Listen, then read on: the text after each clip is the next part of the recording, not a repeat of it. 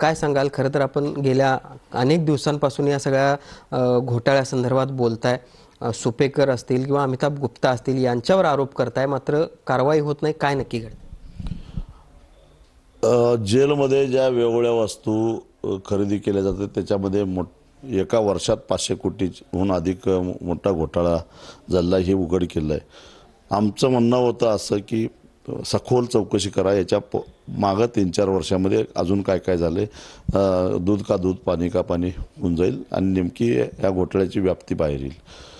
Centralise पद्धतीनं खरेदी करण्याच्या नावाखाली अमिताभ गुप्ता आणि जलेंद्र सुपेकर, बोराडे असतील, या लोकांनी ठराविकच 4-5 ठेकेदारांनाच ठेका देता येईल अशा प्रकारची नियमावली बनवून सगळे छोटे मोठे ठेकेदार बाजूला काढले आणि त्याच्यामध्ये मोठा घोटाळा गेला, जेणेकरून त्याच्यामध्ये जो भ्रष्टाचाराचा पैसा आहे तो काही 2-4 लोकांच्याकडून जमा करणं सहज सोपं व्हावं अशा पद्धतीची ही एकूण मोडच ऑपरेटिव्ह होती आणि त्या पद्धतीने यांनी केलं.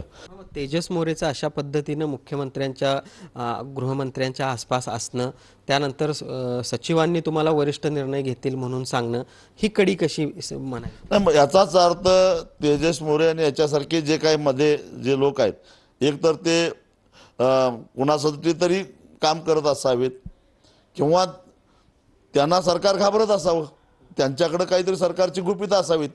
आता मुख्यमंत्र्यांनी याच्यावर तोंड उघडावं आणि सांगावं स्पष्टपणानं. सुनील काटकरचं, भूषण पाटील, TV9 मराठी.